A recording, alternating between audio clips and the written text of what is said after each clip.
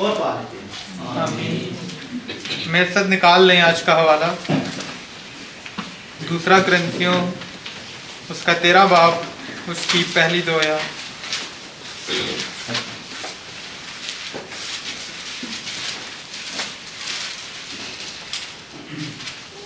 دان کے پاک کلام میں جو لکھا ہے، دوسرا کرنتھیوں 13 باب اس کی پہلی 2 آیات۔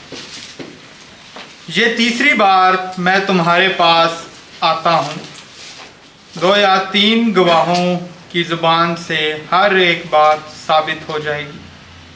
جیسے میں نے جب دوسری دفعہ حاضر تھا تو پہلے سے کہہ دیا تھا، ویسے ہی اب غیر حاضری میں بھی ان لوگوں سے جنہوں نے پیشتر گناہ کیے ہیں اور سب لوگوں سے پہلے سے کہہ دیتا ہوں کہ اگر پھر آؤں گا تو درگزر نہ کروں گا۔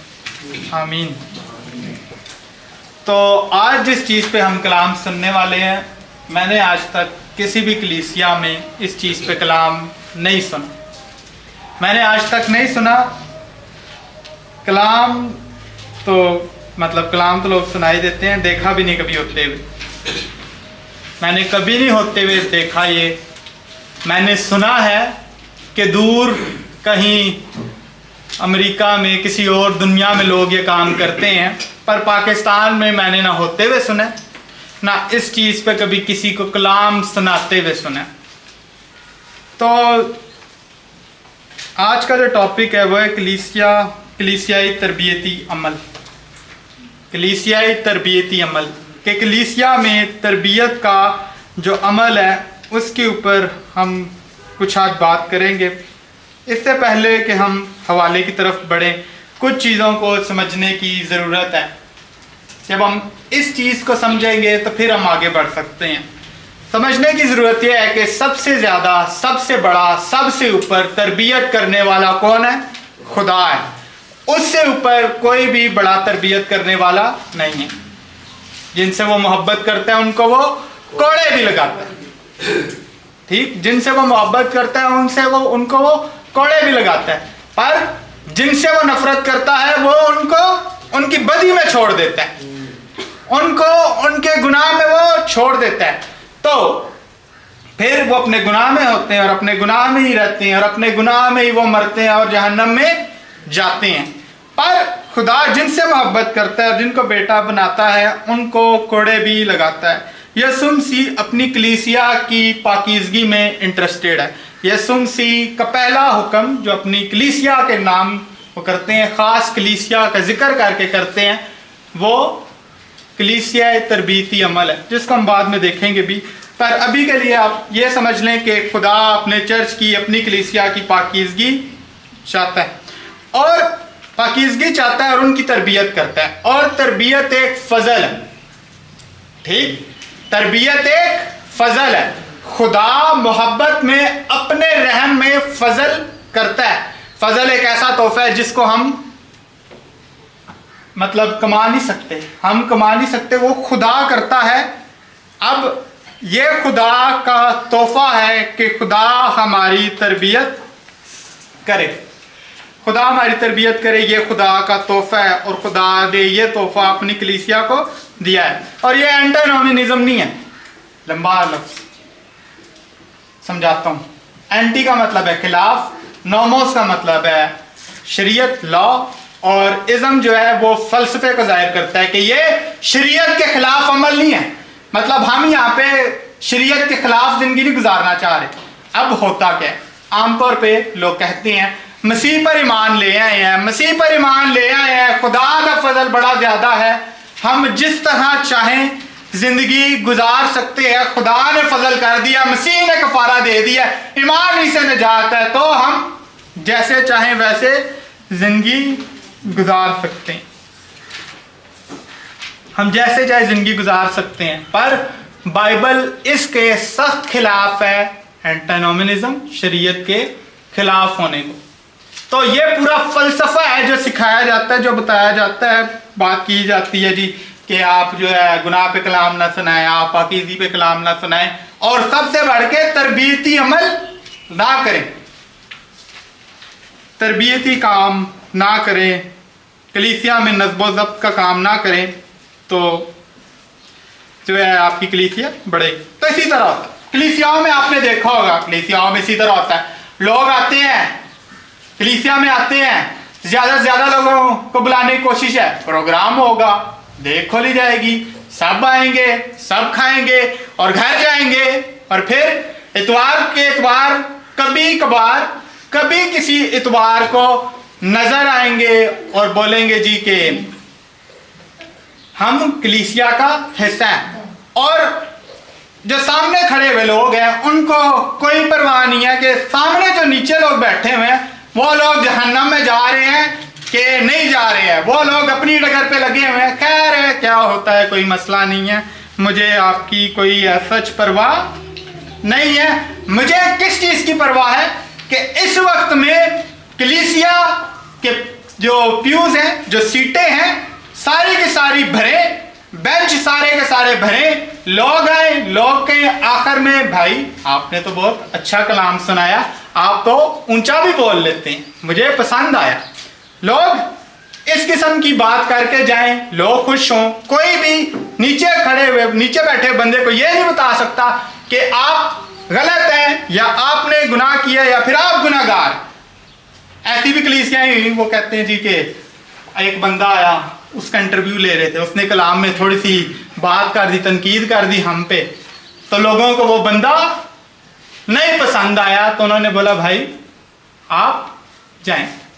ایک کلیسیا کی مثال میں آپ کو دیتا ہوں، ادھر کراچی میں تھی، ادھر کچھ لوگوں نے ادھار لیا ہوا تھا چرچ سے، جب بھی جو بھی پادری اس کلیسیا کے لوگوں سے پوچھتا کہ آپ نے ادھار لیا ہوا کب واپس کریں گے، پادری ہی چھٹی، پادری ہی بھیج دیتے، اور وہ کہتے پادری کی چھٹی کرواتے، اور وہ پادری اس طرح تبدیل کرتے تھے جس طرح لوگ کپڑے تبدیل کرتے، ہر 6 مہینے 5 مہینے بعد نیا خادم، نیا پادری۔ کیوں؟ کیونکہ وہ لوگ چاہتے تھے کہ ان سے پوچھ گچھ نہ کی جائے، وہ ان کے لیے کوئی بھی تربیتی عمل نہ کیا جائے۔ اور یہی ہوتا ہے کہ چرچ میں بھی بس چرچ بھرنے کے لیے لوگ یہ کرتے ہیں، پر ہونا یہ چاہیے کہ ہماری کوشش کلیسیا کی کرسیاں بھرنا نہ ہو، بلکہ آسمان پہ جو جگہ ہے وہ جو مسیح نے اپنے لوگوں کے لیے تیار کی ہے وہاں پر لوگ چاہیں اور اس میں شامل ہوں۔ تو ضروری یہ ہے کہ اینٹی نومنزم ہی ہے، یہ شریعت کے خلاف ہی ہے کہ بس لوگوں کو برا نہ لگے، ایسے کام کرے جو سب کو پسند آئے، سب بھی سامنے آئے، سب بھی سامنے آ کر کچھ نہ کچھ اپنے خیالات بیان کریں، سب ہی یہاں پہ ٹھیک ہیں، کوئی بھی گناہ گار نہیں ہے، سب صحیح جگہ پر ہیں، مسیح کے ساتھ وفادار ہیں اور بہترین طور پہ چل رہے ہیں، کامل ہیں سب لوگ، کیونکہ سامنے کھڑا ہوا شخص بھی انہی لوگوں کی طرح ہوتا ہے، اسی وجہ سے وہ ان کو ان کے گناہ میں ہی رہنے دیتا ہے اور ان کے گناہ میں ہی ان کو خوش رکھتا ہے۔ پھر ہوتا کیا؟ پھر یہ تو بات ہوگی چرچ میں سامنے کھڑے ہوئے لوگوں کی، بندے کی۔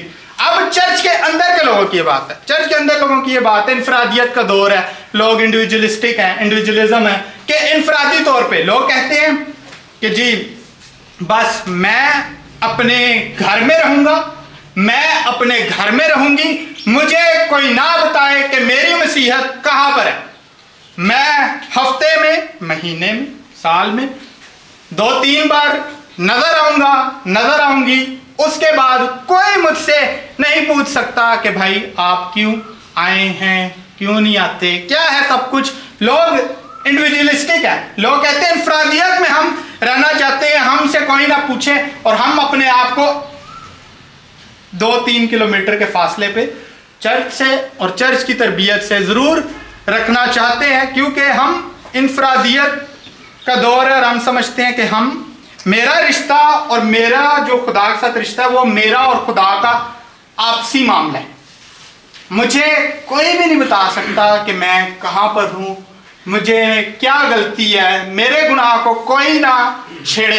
پھر اوپر اس سے اوپر کہ میری عزت میں عزت والا شخص ہوں، میں عزت والی شخصیت ہوں، میری عزت کا میرے ذہن میں بت ہے، کوئی یہ نہ کہے کہ مجھ میں بدی ہے، کہیں میری عزت کا جو پیمانہ ہے اس میں جو لوگوں کے سامنے ہے تھوڑی بہت کمی نہ آ جائے۔ پر ہمیں کس چیز کی پرواہ نہیں ہے؟ ہمیں اس چیز کی پرواہ نہیں ہے کہ خدا کے سامنے ہماری عزت کہاں پر ہے، خدا کے سامنے خدا ہمیں کس طرح سے دیکھتا ہے، خدا ہمیں کس جگہ پہ دیکھنا چاہتا ہے، ہمیں اس چیز کی پرواہ نہیں ہے۔ ہم چاہتے ہیں کہ ہمیں کوئی شخص یہ نہ اس زمین پہ کہہ دے کہ تم گناہگار ہو، پھر آخر میں جب خدا ہمیں کہے گا کہ تم گناہگار ہو تو وہ موقع اچھا نہیں ہوگا۔ کتنا اس دنیا میں کون آپ کی شخصیت کو کتنا نقصان پہنچا سکتا ہے؟ کوئی آپ کو کتنا بڑا گناہگار کہہ سکتا ہے؟ مجھے آپ کی کتنی بدی کا پتہ ہے؟ یہاں پہ کون شخص ہے دوسرے بندے کی کس حد تک بدی کو جانتا ہے؟ پر جب خدا کے سامنے ہوں گے، کاموں کی نہیں صرف سوچوں کی، وہاں پر جب بات ہوگی، کام تو دور کی بات، تو پھر ہم کیسے کھڑے رہ سکتے ہیں؟ اپنے گناہ میں اپنی بدی میں رہیں گے۔ مسئلہ یہ ہے کہ ہم انفرادیت کو اسی وجہ سے پسند کرتے ہیں کیونکہ ہم سمجھتے ہیں کہ بس مجھے اپنی عزت کو بچانا ہے۔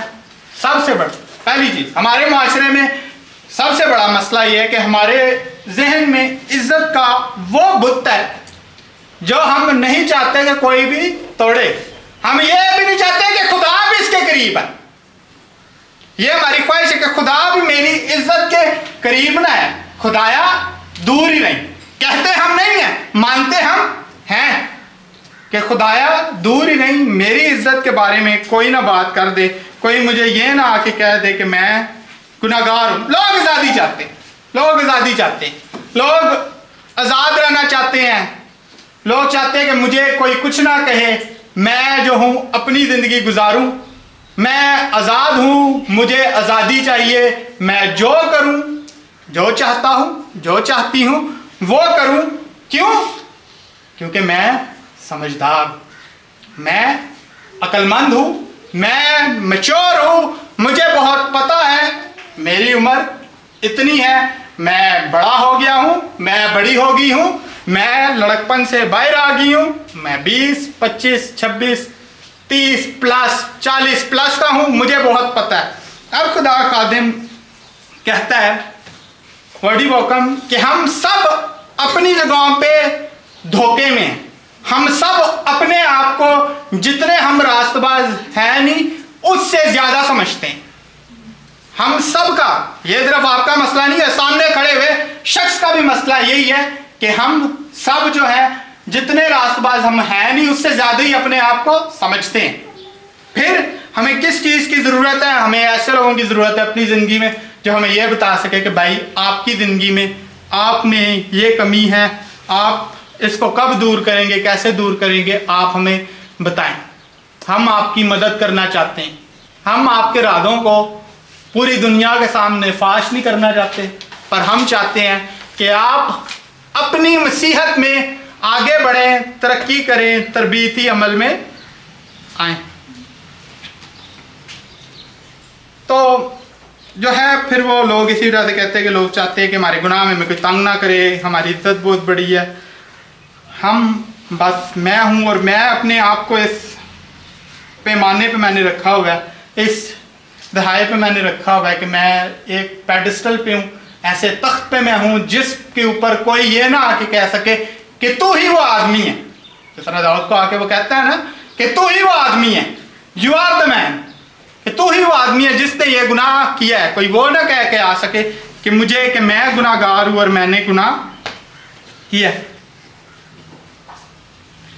تو پھر لوگ کہتے ہیں جی کہ یہ اگر مجھ سے محبت کرتے تو میرے گناہ کے بارے میں مجھے نہ بتاتے، مجھ سے یہ سخت باتیں نہ کرتے۔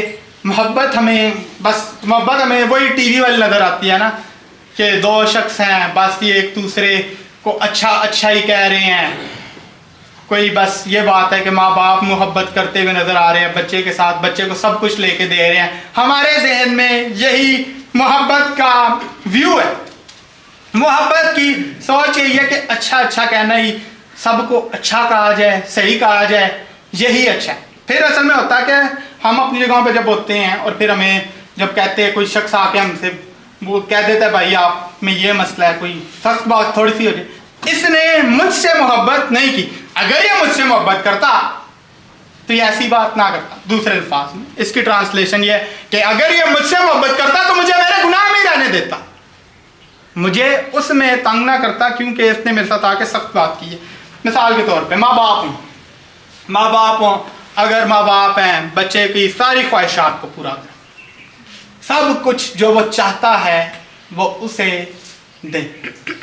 देते जाएं और वो एक ऐसा लालची शख्स बन जाए जिसको जो चीज़ वो चाहता है वो ना मिले तो वो कहेगा कि अब मैं इस चीज़ को किस तरह हासिल करूं। उसी तरह बड़ा होता है सब कुछ, सब ख्वाहिशात बचपन में माँ बाप ने पूरी की होती हैं, बड़ा होता है अब ख्वाहिश पूरी करनी है तो वो हर काम ख्वाहिश को पूरी करने के लिए तैयार है। क्योंकि उसने उस ऑपोजिशन को देखा ही नहीं है, कि उसको ने जिंदगी में ना को सुना ही नहीं है, उस मुश्किल को देखा ही नहीं है, तो वो बड़ा होकर भी हर काम वो करने के लिए तैयार है। अब ऐसे माँ बाप के बारे में आप क्या सोचेंगे?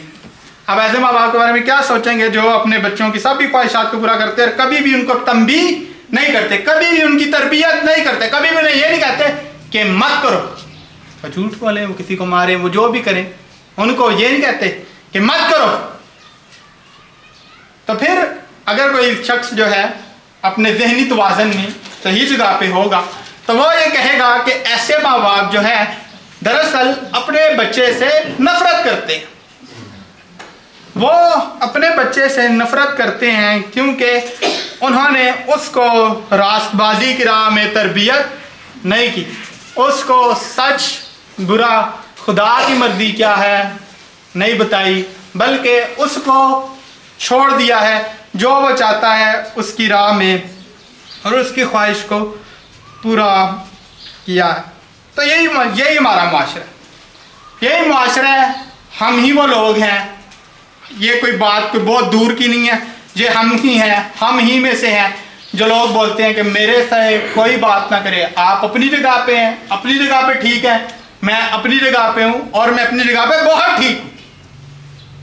हम सब अपनी जगह पे बहुत ठीक होते हैं, अपने ज़हन में बहुत अच्छे होते हैं, पर मसला ये है कि खुदा तरबियत करता है और खुदा तरबियत मुख्तलिफ़ तरह से करता है और कलीसिया को भी इस्तेमाल करता है। अब तरबियत को मुख्तलिफ़ तरह से लिया गया, तो जो थे आज से तकरीबन 500-600 साल पहले तरबियत वो दूसरी तरह से करते थे, उसमें वो लोगों को टॉर्चर भी करते थे, उन पर तशद्दुद भी करते थे। तो ये भी तरबियत वो कलीसिया में ही लोगों के ऊपर की जाती थी, चर्च के लोगों के ऊपर की जाती थी, ये भी होता था। कहने का मतलब ये नहीं है मेरा कि ये अच्छा है, नहीं होना चाहिए, पर कहने का मतलब ये भी समझने की ज़रूरत है कि वो लोग ऐसा करते तो थे, पर उनकी बात क्या थी, उनकी सोच क्या थी कि जहन्नम में एक असलियत है, जहन्नम में एक असलियत है, जहन्नम में कोई शुगल मेले की बात नहीं है। इस ज़मीन पे जितना भी पैदा होने से मरने तक जितना भी आप दुख जमा कर लें, एक तरफ वो रखें और एक सेकंड जहन्नम की रखें, वो जहन्नम का जो दुख है वो उस पूरे दुख से कहीं ज़्यादा हो। कितने गुना ज़्यादा होगा मैं नहीं आपको बता सकता, पर बहुत ज़्यादा होगा। अगर आपको इस ज़मीन पे पूरी पैदाइश से मरने तक भी कोड़े लगाए जाए, फिर भी जहन्नम का जो दुख है उसका एक सेकंड, मिली सेकंड वो जो है वो भी उससे ज़्यादा ही होगा। तो कहने का मकसद कि मारना कूटना गलत बात, ठीक, पर जहन्नम को वो समझते थे कि असलियत है, इस वजह से वो लोगों की तरबियत भी करते थे।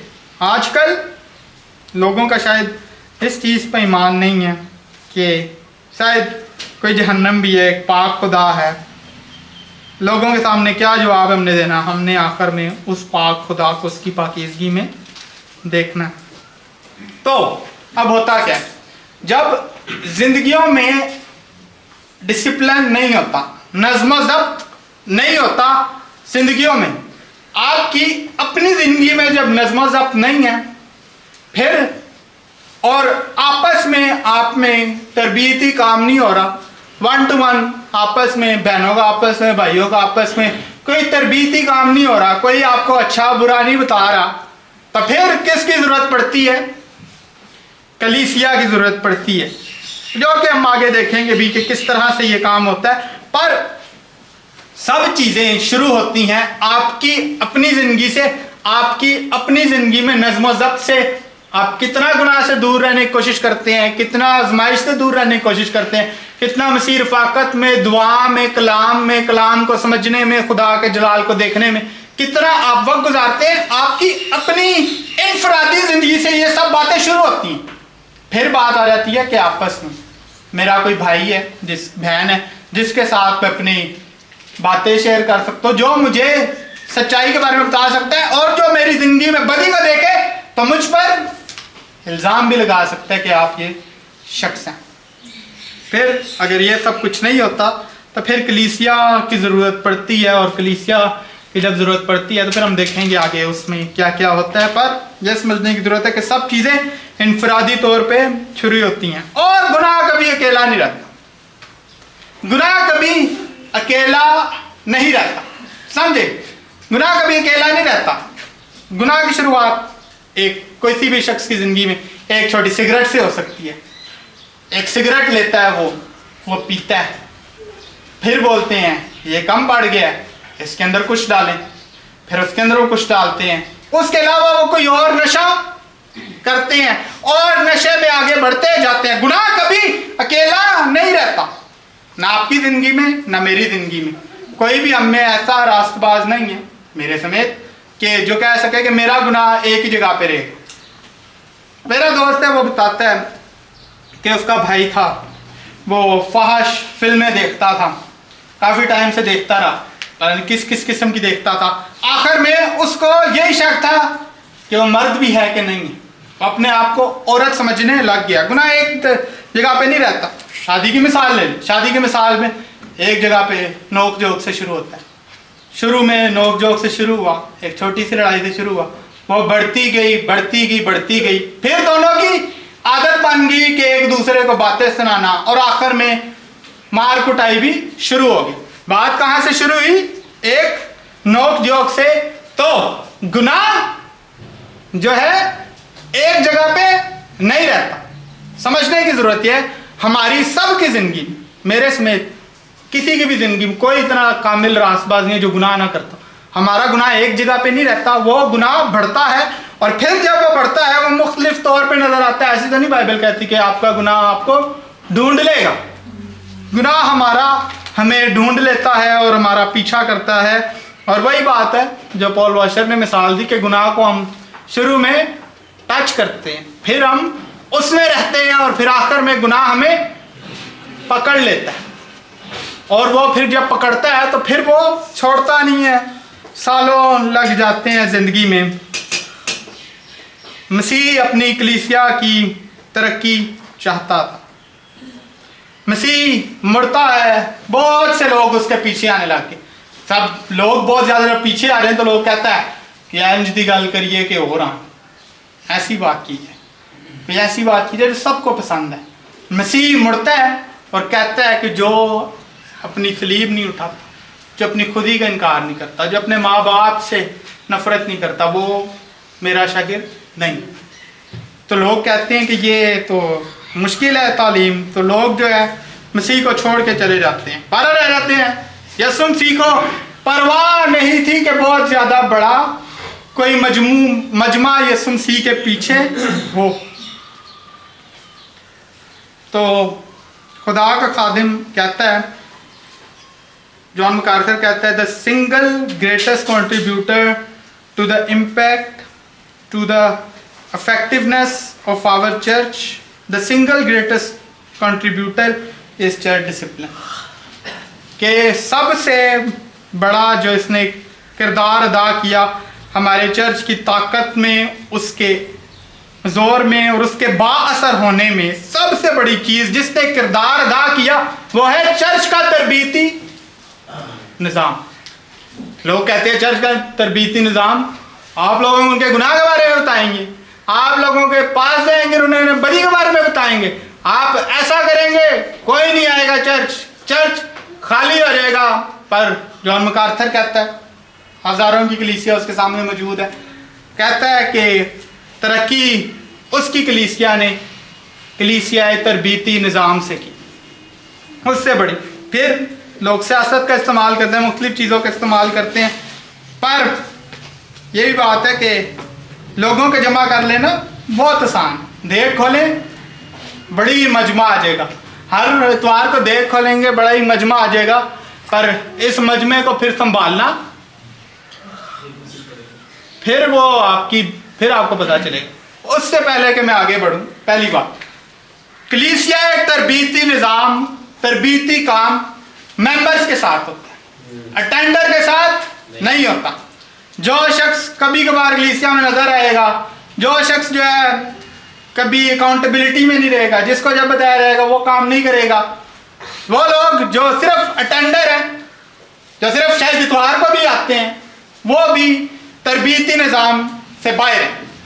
کیوں تربیتی نظام سے باہر ہیں؟ کیونکہ وہ ممبر نہیں ہے. جو شخص ممبر ہے، پہلی بات، ممبر ہونے کے لیے کیا چیز ضروری ہے؟ ممبر ہونے کے لیے پہلی چیز ضروری ہے کہ آپ ایماندار ہو، آپ کی زندگی کو خدا نے تبدیل کیا. دوسری چیز، ممبر ہونے کے لیے کیا ضروری ہے؟ آپ اکاؤنٹیبلٹی میں ہو، آپ سے پوچھا جا سکے کہ آپ کون ہیں، آپ کہاں ہیں، آپ کو بتایا جائے تو آپ اس کے اوپر ایک پازیٹیو رسپانس کا بھی مظاہرہ کریں. جو شخص اتوار کو صرف نظر آتے ہیں وہ ممبر بھی نہیں ہے. کہنے کا مقصد، ضروری بات یہ ہے کہ آپ کو پورا زندگی کی طرف لینا ہے کہ کلیسیا صرف ایک ٹچ کرنے کی چیز نہیں ہے کہ آپ کبھی کبھار اپنی جو ہے چہرہ دکھا دیں وہاں پر اور آپ بولیں کہ یہ جو ہے بڑا ہی کام ہے، میں خدا کے ساتھ بہت وفاداری میں ہوں. کیونکہ ہم دیکھیں گے آگے کس طرح سے خدا جو ہے رفاقت کے بارے میں بات کرتا ہے، مسیحیوں کی رفاقت کے بارے میں بات کرتا ہے. پر کہنے کا مقصد کہ صرف آ جانا کافی نہیں ہے، آپ کو جو ہے پوری طرح سے اس چیز میں جب شامل ہوں گے تبھی آپ ممبر ہوں گے. تو بڑا مشکل یہ کام ہوتا ہے، کلام سناتے ہوئے مجھے بھی مشکل ہو رہی، مشکل کام ہے. کوئی بہت ہی اس زمین پہ رہتے ہوئے یہ بہت کوئی خوشی نہیں ہمیں لگتی کہ یہ کام ہو رہا ہے. بہت سے لوگ ہیں جن سے ہم محبت کرتے ہیں، جن کی زندگیوں میں ہم نے انویسٹ کیا ہے، محنت کی ہے، کام کیا ہے، وہ سب بھی ہم سے چلے جاتے ہیں. تو بڑا ہی دکھ بھرا یہ کام ہوتا ہے.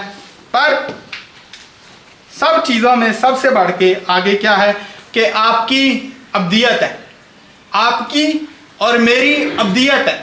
اس زمین پہ سب سے بڑی سوچ جو ہم سوچ سکتے ہیں، سب سے بڑا کام جو ہم کوئی کر سکتے ہیں تو اپنی ابدیت کے لیے ہی.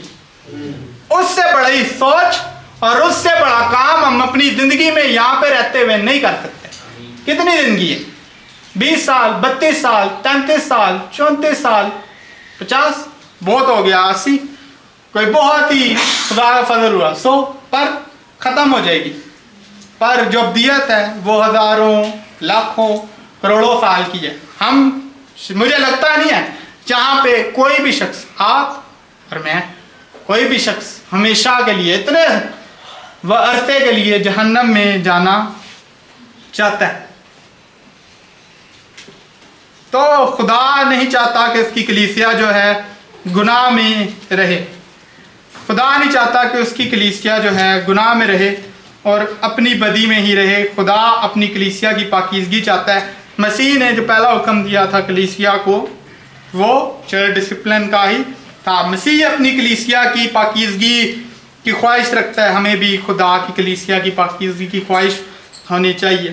تو پولس رسول کہتا ہے کہ تیسری بار میں تمہارے پاس آتا ہوں، 2 یا 3 گواہوں کی زبان سے ہر ایک بات ثابت ہو جائے. پولس رسول پہلے 2 بار آ چکا تھا ان کے پاس، تیسری بار آنے والا تھا، پر وہ چاہتا تھا کہ 2 اور 3 گواہوں کی حاضری میں یہ کام ہو جائے. 2 और 3 गवाहों का होना मौजूद ज़रूर था, क्योंकि यही बात जो है मूसा की शरीयत में थी। हवाला आप देख सकते हैं बाद में, जो है इस्तिश्ना 19 बाब 15 आयत। तो यही बात उसमें भी थी कि 2 से 3 गवाहों का होना ज़रूरी था। इल्ज़ाम जो है, अगर किसी के ऊपर कोई भी गुनाह का बदी का इल्ज़ाम था तो 2 से 3 गवाहों का होना ज़रूरी था। 2 से 3 गवाहों का होना ज़रूरी था। तो फिर कहते हैं, जैसे मैंने जब दूसरी दफ़ा हाजिर था तो पहले से कह दिया था, वैसे ही अब गैर हाज़िरी में भी उन लोगों से जिन्होंने पेशतर गुनाह किए हैं और सब लोगों से पहले से कह देता हूँ कि अगर फिर आऊँगा तो दरगुजर ना करूँगा। इंग्लिश में कहता है, I will not spare them. दरगुजर ना करूँगा मतलब कि मैं उन्हें छोड़ूंगा नहीं। इसका हरगिज़ मतलब ये नहीं है कि पौलुस रसूल आएगा और लोगों को कुरिन्थियों की कलीसिया में वो आएगा और वो लोगों को गलेबान से पकड़ेगा और बोलेगा, गुनाहगार हो, गुनाह आपने किया है। इस बात का हरगिज़ मतलब ये नहीं, पर इस बात का मतलब ये है कि वो चर्च डिसिप्लिन करेगा, चर्च कलीसियाई तरबीती निज़ाम को वो कायम करेगा और लोगों की तरबियत के लिए वो काम करेगा। अब हम देखते हैं मत्ती की इंजील 18 बाब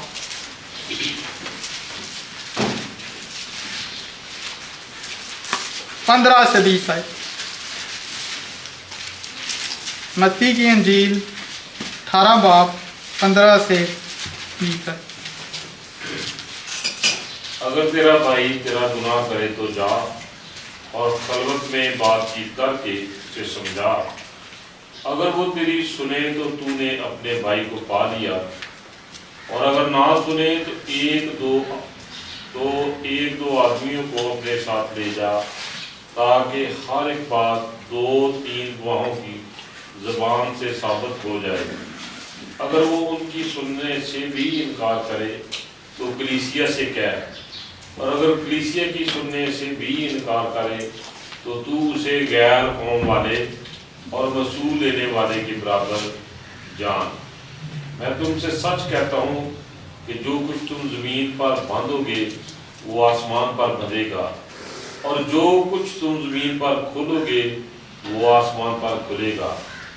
फिर मैं तुमसे कहता हूँ कि अगर तुम में से 2 शख्स ज़मीन पर किसी बात के लिए जिसे वो चाहते हों इत्तेफाक करें, तो मेरे बाप की तरफ से जो आसमान पर है उनके लिए हो जाएगी। क्योंकि जहाँ 2 या 3 मेरे नाम पर इकट्ठे हैं, वहाँ मैं उनके बीच में हूँ। आमीन। तो यहाँ पर बात की जा रही है कलीसियाई तरबीती निज़ाम की। कलीसियाई तरबीती निज़ाम ऐसा नज़र आता है, ठीक। ये कलीसियाई तरबीती निज़ाम का मॉडल है जो हमें नज़र आता है कि किस तरह से अगर किसी की ज़िंदगी में आप गुनाह को देखते हैं तो किस तरह से आप कर सकते हैं। पहली बात, आप उसके पास जाएं। दूसरी बात, सुनता है तो अच्छी बात है, बेहतरीन बात है, आपने अपने भाई को हासिल कर ली। पर अगर वह नहीं सुनता तो फिर किसी और शख्स को अपने साथ लेकर जाएं। पर अगर वो आपकी भी नहीं सुनता, दोनों की नहीं सुनता, अगर 3-4 लोगों की नहीं सुनता, तो फिर आखिर में कलीसिया के सामने वो मसला लाया जाए और फिर क्या किया जाए कि उसको गैर कौम वाले और महसूल लेने वाले की बराबर जान। महसूल लेने वाले और गैर कौम की तरह पता क्यों से जानना है कि गैर कौम वाले और महसूल लेने वाले को किस चीज़ की ज़रूरत है, खुशखबरी की मुनादी की, क्योंकि उस टाइम पे उनको गैर ईमानदार समझा जाता था कि ये ईमानदार लोग नहीं हैं। और मसीह यहाँ पर बाकायदा खास साफ लफ्ज़ जो इस्तेमाल किया गया है, कलीसिया लिखा गया है कि कलीसिया से क्या, किसी को कोई शक नहीं होना चाहिए। यहाँ पे लफ्ज़ जो खास इस्तेमाल किया गया कलीसिया से कह, और फिर आप जब उस शख्स को यार ईमानदार समझते हैं और कलीसिया के सामने लाते हैं तो फिर क्या होता है कि उसको फिर हम क्या कहते हैं कलीसिया से बाहर करते हैं, उसके साथ बात की जाती है और फिर लिखा हुआ है कि जो तुम ज़मीन पर बांधोगे आसमान पर बन जाएगा। बहुत से चर्चेज ऐसे हैं वो जहाँ पर आप जाते हैं इन्हें आपको इस्तेमाल करते हैं, वो शैतान को बांधते हैं, पता नहीं कौन खोल देता है। अगर आप शैतान को बांधते हैं तो मेरा मशवरा ये है कि आप उसे बंधे ही रहने दें।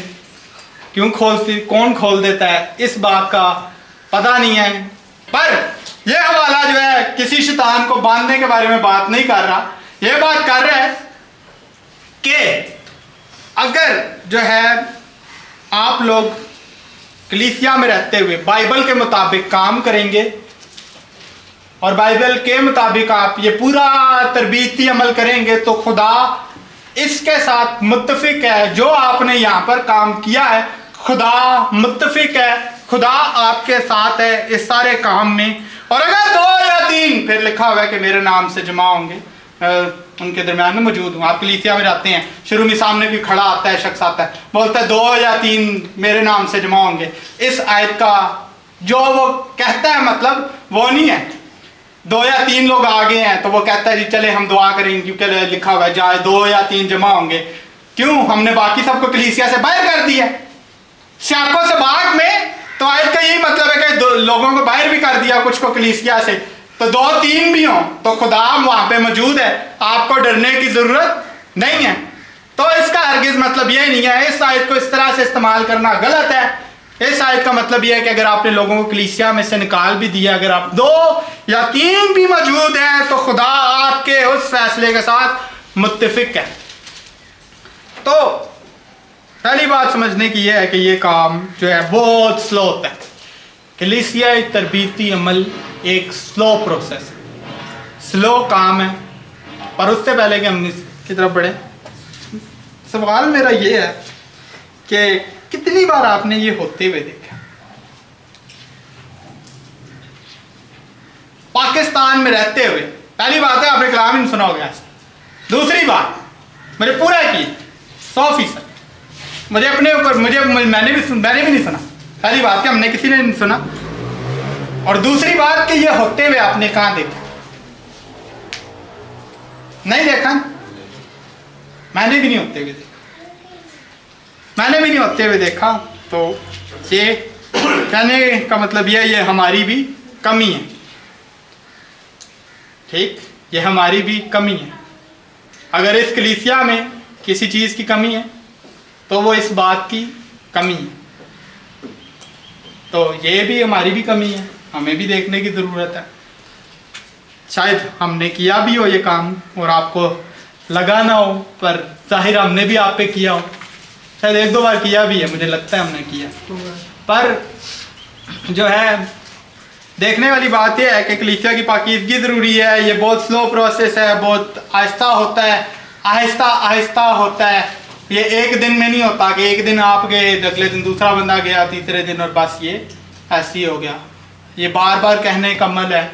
पर आखिर में जब कोई भी बात ना चले तो फिर ये काम करना ज़रूरी है। और ये बात है कि ये मोहब्बत है, ये मोहब्बत से भरा हुआ काम होना चाहिए। इसका मकसद ये नहीं होना चाहिए कि मैं इस बंदे को कोई नुकसान पहुंचाऊं। पता है किस तरह से आपको पता चलेगा कि अगर आप इस काम में आप बोलते हैं मैं कलीसियाई तरबीती अमल में शामिल होना है तो मैं करना चाहता हूँ। किसी की आपने बदी देखी है ना, आप उसके मुंह पर जाके बोले, आप उस शख्स को जाके बोले, तब आपको पता चल जाएगा कि ये काम आप जो है मोहब्बत से कर रहे हैं या फिर आपके और भी मकासद हैं।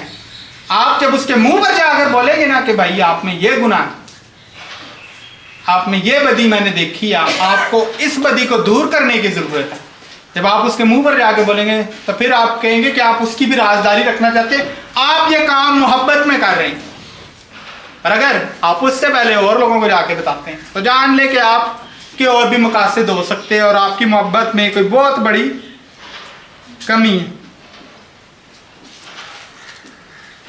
तो بات کہنے کی ہے کہ ہمارا مقصد خدا کا مقصد ہونا چاہیے. خدا کا جو مقصد ہے وہی ہمارا مقصد ہونا چاہیے. ہمارا مقصد کچھ اور نہیں ہونا چاہیے. ہمارا مقصد یہ نہیں ہونا چاہیے کہ ہم کسی کی عزت کو اچھالیں، کسی کو گرائیں، کسی کو کلیسیا سے باہر نکلوائیں. یہ ہمارا مقصد نہیں ہونا چاہیے. ہمارا مقصد کیا ہونا چاہیے؟ خدا کا مقصد ہمارا مقصد ہونا چاہیے کہ خدا تربیت کیوں کرتا ہے؟ خدا اگر کوڑے بھی لگاتا ہے تو خدا محبت میں کوڑے لگاتا ہے. ٹھیک؟ خدا اگر کوڑے بھی لگاتا ہے تو محبت میں کوڑے لگاتا ہے. خدا ہم پہ الزام بھی لگاتا ہے ہمارے، تو وہ ہماری بہتری کے لیے لگاتا ہے. ماں باپ اپنے بچے کی کیوں تربیت کرتے ہیں؟ کیونکہ وہ بچے سے محبت کرتے ہیں. کیونکہ وہ بچے سے محبت کرتے ہیں. آپ لوگ جو ہے جب یہ اس کام میں شریک ہوتے ہیں اور اگر کرتے ہیں، اور یا پھر اگر آپ وہی شخص ہیں جو اس کام میں ملوث ہیں، پہلی بات اگر آپ اپنی زندگی میں کوئی ایسا گناہ دیکھتے ہیں جو آپ کو لگتا ہے کہ یہ گناہ میرا پیچھا نہیں چھوڑ رہا، میں پھنسا ہوں، پھنسی ہوں، نکلنا مشکل ہو رہا ہے، تو آپ جو ہے پہلے تو مسیح بھائی سے بات کریں، پھر مسیح کلیسیا کے ایلڈر سے بات کریں. اگر جو ہے مل کے ہی سب کچھ کام ہوتا ہے، مل کے یہ سب ترقی ہوتی ہے. پر اگر بہت بار اس طرح بھی ہوا ہے کہ لوگ پھر پکڑے بھی گئے ہیں، بہت سے لوگ بہت سے کام کرتے ہوئے پکڑے بھی گئے ہیں. صرف کچھ لوگ بڑے سے لے کے چھوٹے تک بڑے لوگ پکڑے بھی گئے ہیں، مختلف چیزوں میں پکڑے گئے ہیں. تو ہوتا کیا ہے اس میں کہ گناہ ایک دن میں آپ کے اوپر پوری طرح سے قابض نہیں ہوتا. گناہ ایک سلو پروسیس ہے. کلیسیا تربیتی عمل ایک سلو پروسیس ہے، یہ بھی ایک سلو پروسیس ہے. آہستہ آہستہ آپ اس میں دھنستے جاتے ہیں.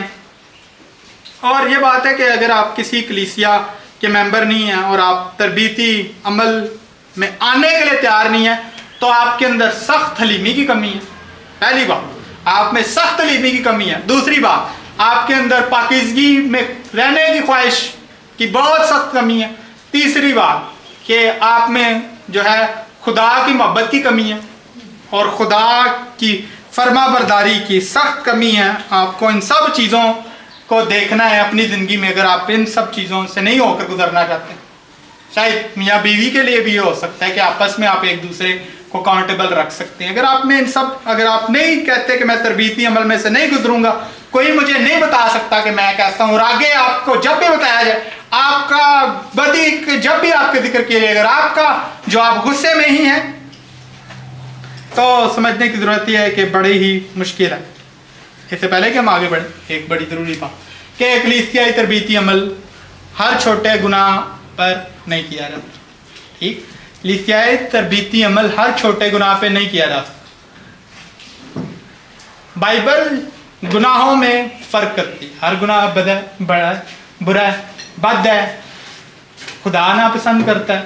ہمیں یہ سمجھنے کی ضرورت ہے. بے شک خدا ہر گناہ سے نفرت کرتا ہے، پر خدا جو ہے دیکھو اگر بائبل میں بہت سی جگہوں پہ لسٹ دی گئی ہے.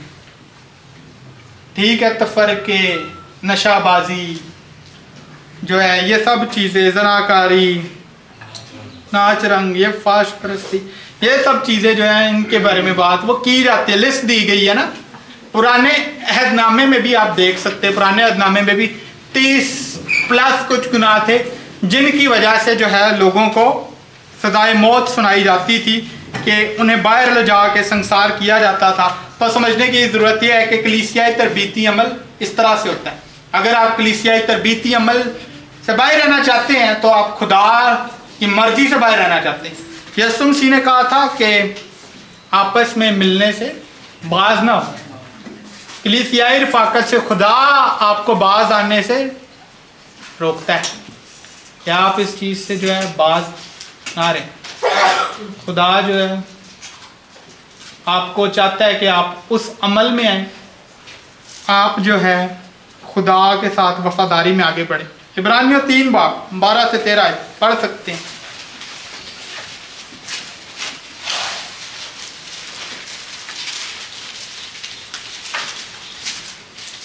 है भाइयों, खबरदार, तुम में से किसी का ऐसा बुरा और बेईमान दिल ना हो जो जिंदा खुदा से फिर जाए।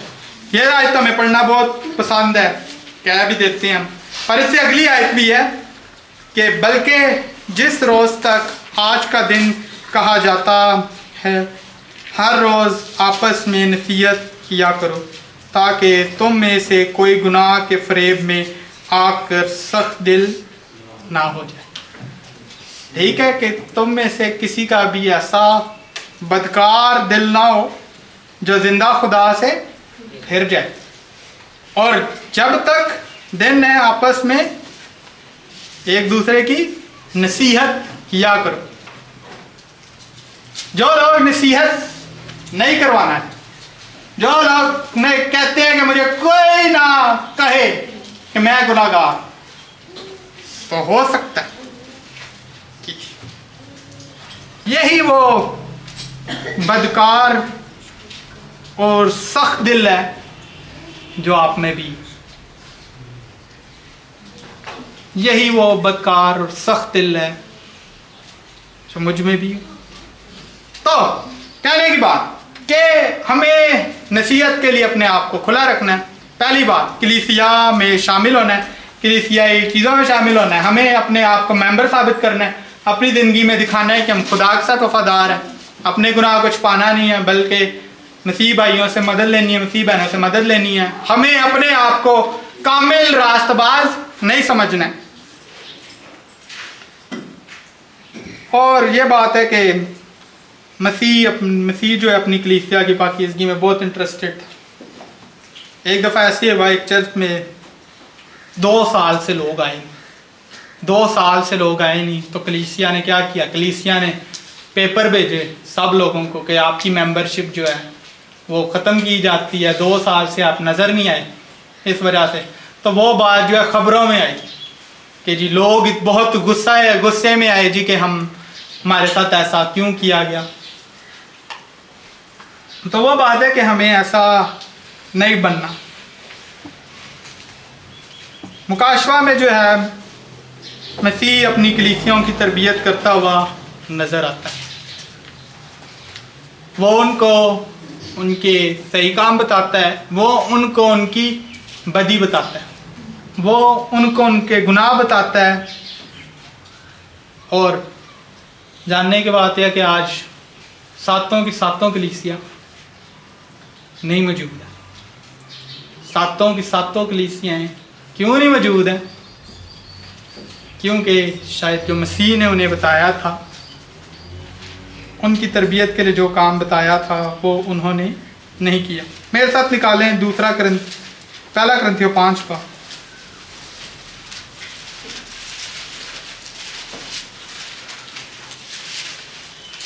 पहली 5 याद पढ़ेंगे, कोई भी ऊंची आवाज में पढ़ सकते हैं। जहाँ तक सुनने में आया है कि तुम में हरामकारी होती है, बल्कि ऐसी हरामकारी जो गैर कौमों में भी नहीं होती। चुनांचे तुम में से एक शख्स अपने बाप की बीवी को रखता है, और तुम अफसोस तो करते नहीं ताकि जिसने ये काम किया वो तुम में से निकाला जाए, बल्कि शेखी मारते हो। लेकिन मैं वो जिस्म के एतबार से मौजूद ना था, मगर रूह के एतबार से हाजिर होकर गोया बहालत मौजूदगी ऐसा करने वाले पर ये हुक्म दे चुका हूँ कि जब तुम और मेरी रूह हमारे खुदावंद यीशु की कुदरत के साथ जमा हो, तो ऐसा शख्स हमारे खुदावंद यीशु के नाम से जिस्म की हलाकत के लिए शैतान के हवाले किया जाए, ताकि उसकी रूह खुदावंद यीशु के दिन में जाए। आमीन। तो ये एक बड़ा जो है वाक़या है जो बताया गया कि एक शख्स जो है अपने बाप की बीवी स्टेप मदर, उसके साथ एक गलत रिश्ते में था, उसके साथ जनाकारी वो कर रहा था। तो आखिर में क्या हुआ कि कहा गया कि इसको कलीसिया से निकालो। उसको पता चलना चाहिए कि उसने कितना बड़ा गुनाह किया। इसको कलीसिया से निकालो और किसके हवाला करो? तो शैतान के हवाला किया जाए। पर आखिर में वो क्या पाएगा? नजात, ताकि उसका जिस्म तो तबाह हो जाए, पर जो है आखिर में वो जो है नजात पाए। तो जिस्मानी की बीमारी हो सकती है, कुछ भी हो सकता है, पर यही बात है कि रूह उसकी बची रहे। बात यह है गुनाह का इकरार कौन लोग करते हैं, गुनाह को कौन लोग मानते हैं, कलीसिया में कलीसियाई रफाकत में कौन लोग शामिल होते हैं, कौन लोग हैं अपने आप को एहतसाब के लिए पेश करते हैं, वो लोग जिनके अंदर खुदा का रूह बसता है, जिनकी ज़िंदगी को खुदा ने तब्दील किया है इस हद तक कि उनके अंदर जो है हलीमी है, वो अपने आप को बद मानने के लिए तैयार हैं, वो मानते हैं कि हम गुनाहगार हैं और अपने गुनाह का इकरार भी वो करते हैं। पर जिन लोगों की ज़िंदगी में खुदा ने काम नहीं किया शायद ही वो करें। हो सकता है कि मसीही होते हुए आपके अंदर यही गुनाह हो कि आप तरबियत से भागते हैं, हो भी सकता है कि आप मसीही होते हुए इस गुनाह में फंसे हो, पर बड़ा चांस ये भी है कि आप ईमानदार हो ही ना और आप जहन्नम की तरफ जा रहे हैं। दोनों चीज़ों की पॉसिबिलिटी है, दोनों चीज़ें हो सकती हैं। तो एक शख्स की आपको मिसाल सुनाना चाहता हूँ। इस तरह हुआ, वो गया, वो कुछ बहनें थी, उसकी अकेला भाई था, बचपन से बड़े लाड प्यार से पाला गया, बड़ा हुआ, डॉक्टर बना, किसी एक मुल्क में गया, वहाँ पर उसने किसी अमेरिका में रहता था तो वो जी किसी मुल्क में गया, अफ्रीका किसी मुल्क में गया, वहाँ पर गया जी, डॉक्टर था, उस हॉस्पिटल में वो काम कर रहा, किसी वहाँ पे औरत पसंद आई, उसने उसके साथ शादी कर ली। जब कलीसियाई एल्डर उसके पास गए और बताया कि जी आपने ये काम क्यों किया, तो वो बोलते हैं आप मेरे पीछे क्यों पड़े। तो जो शख्स ये कहानी सुना रहा था वो पादरी साहब के साथ बैठे हुए थे, वो दोनों एक कार में बैठे हुए थे, बात कर रहे थे। तो शख्स, पादरी साहब ने कहा मुझे लगता है कि ये शख्स कभी भी ईमानदार था ही नहीं। उससे पूछा क्यों आपको लगता है, वो तो देखिए अफ्रीका तक आ गया। बोलता है उसने अपनी ज़िंदगी में कभी भी मसीह के लिए कोई भी दुख नहीं उठाया था। कहने की बात, मसीही रवैया ये नहीं है। मसीही रवैया क्या है? मसीही रवैया आप देख सकते हैं पतरस की ज़िंदगी में कि जब उसको पौलुस रसूल ने सबके सामने डांटा, सबके सामने बताया, तो उसकी ज़िंदगी में वो असर जो है नज़र आए। उसने कोशिश की। कामिल कोई भी शख्स नहीं है, हम सब एक कोशिश में लगे हुए। आपकी मसीही ज़िंदगी सिर्फ आपकी ही नहीं है, मुश्तरका जो है लोग आपकी उसमें मदद कर सकते हैं। मसीह के साथ आपका कोई अलहदा से रिश्ता नहीं है कि मेरा मसीह नाल कोई बड़ा ही कोई अलहदा सा रिश्ता है, तुहानू नहीं पता, तुसी मेरे तो ना पूछो। ऐसा नहीं है। हम सब यहाँ पर किस लिए मौजूद हैं? हम सब आपस में तरक्की करने के लिए, मसीह के जलाल के लिए मौजूद हैं। पर जो शख्स तरक्की नहीं चाहता, जो शख्स आगे नहीं बढ़ना चाहता, वो बस चाहता है कि मुझे कोई भी ना पूछे, मेरा दिल सख्त बद किरदार। तो बहुत से लोग जो हैं काउंसलिंग को मना कर चुके हैं, बहुत से लोग मुख्तलिफ चीज़ों को मना कर चुके हैं। मैं उम्मीद करता हूँ कि आज के कलाम के बाद आप लोग जो है बेहतर फैसले लेंगे, बेहतर कोशिश करेंगे और हम मिल के और खुदा के जलाल की जीने की कोशिश करेंगे। मसीह अपनी कलीसिया की पाकीज़गी चाहता है, कलीसिया में लोग हैं, हमारी पाकीज़गी चाहता है।